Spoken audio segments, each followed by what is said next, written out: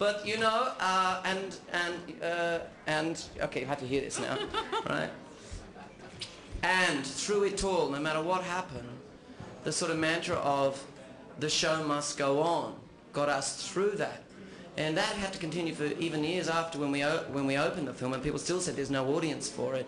And I guess that is the great payback of the journey of making this film, is that we've all grown from it. But you should perhaps... Nicole, is that true for you too? The show must go on, that spirit of... Anything Baz says, I agree. Yeah, I mean... She's just pretending. Yeah, I think everyone who worked on this film just felt like, well, we're going to go for it, you know, and if we fall flat on our faces, we fall flat on our faces, but let's try to do something different. And we never thought we'd be standing here. Did we end up getting an award for a performance that included singing and dancing? No. I mean, when Baz came to me with this, that was the thing I was terrified about. I wasn't terrified about doing the acting, but I was terrified about not being able to deliver in with the singing and the dancing. And he said, no, we're going to do an audition process to see whether your voice is there. And we did that, and then he said, I want you to do the role. Thank God. Pardon? How did you bring it off? What did you do in your own inner technique? I think you just sort of, you just say, well, listen, you do the work, and then you sort of abandon everything you've learned, and you just give over to it, and you give over to your instinct, and you give over to your director, and when you do that, something else happens. It's when you're trying too hard that it doesn't work. And I remember at one stage during the rehearsal, because we did a long workshop with Ewan and Jim and a whole bunch of the actors, and Baz sat me down at one stage because I was, you know, struggling with One Day I'll Fly Away, and he just sat me down and he said, just relax, I know you're going to be able to do it. And then within about a week the role started to come to me, and I found my singing voice, and it just clicked. And that's what you wait for. You wait for it to happen. You can't force it to happen, it just happens. And a lot more people will be seeing the movie now because of the award. What do you hope audiences get from it? Well, I'm glad you said that, because it's actually still running in 2 theatres, with a double bill in Los Angeles at Strictly Ballroom and at the AMC in New York. So, question for both of you, actually to both to your left. One for the filmmaker and one for the star. A lot of the movies that won tonight, a lot of the actors and directors that come up, won for really skill and representation. And really, this movie seems to be a throwback to an earlier time. Obviously, it's a period piece, but also in the way of filmmaking. It's much more about presentation. I was hoping you could comment both as a director and as the actress on how that difference made a difference in how you approached the material of the movie. you know, the throwback word, because you're right in a sense, in that we are reaching back into the theatrical cinematic form that in fact this town really brought to the forefront. You know, when you think of Singing in the Rain, when you know, even something like Citizen Kane, it's a theatricalized cinematic language. It's a heightened form.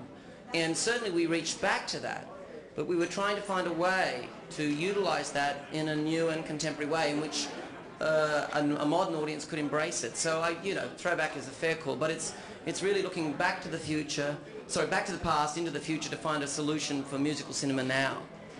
Americans have been very dissatisfied with a lot of movies this year, a lot of performances, and this is the Australian invasion. Okay, guys, what do you, can you each answer? What do you have? Is it something in the spirit? Is it something in your training? What is it?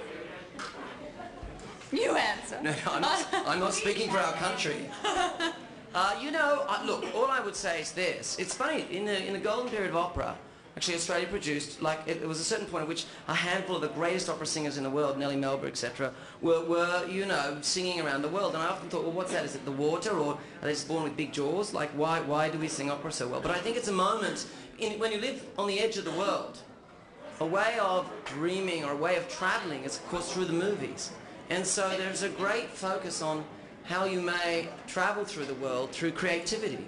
And it's something that I think we also really encourage. And the final thing I'd say is that there's a general lack of fear about you know, maybe having not lost that much, we fear less. But there is a kind of fearlessness about the way in which things are done, you know, and I think that, without getting too, you know, there's fearlessness here in Los Angeles as well, but, you know, perhaps we're a little bit more naive about it sometimes.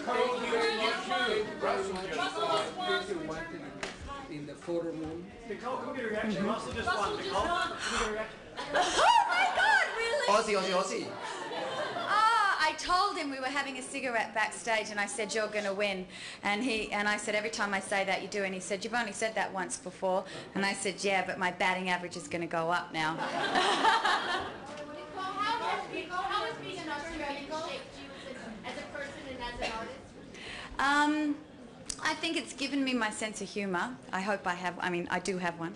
It's a dry sense of humour, and it's a very Australian thing. But and I think also, you know, I don't know. I'm distracted by Russell's win. So. All right, thank you very much. I think Catherine wants you and Catherine. Oh. No, yeah, so this has been a wonderful year for you as well as a difficult one. What are some of the things you learned that you can share with us? I think that actually the most important thing in life is sort of knowing who your friends are and cherishing them. And in a weird way, you have the best of times and the worst of times. They come together, and there's always balance, you know. And it keeps your feet on the ground. And I suppose that's sort of how it, you know, it's 2002 now though, so I'm really looking forward to this year. I am. I'm going to dance.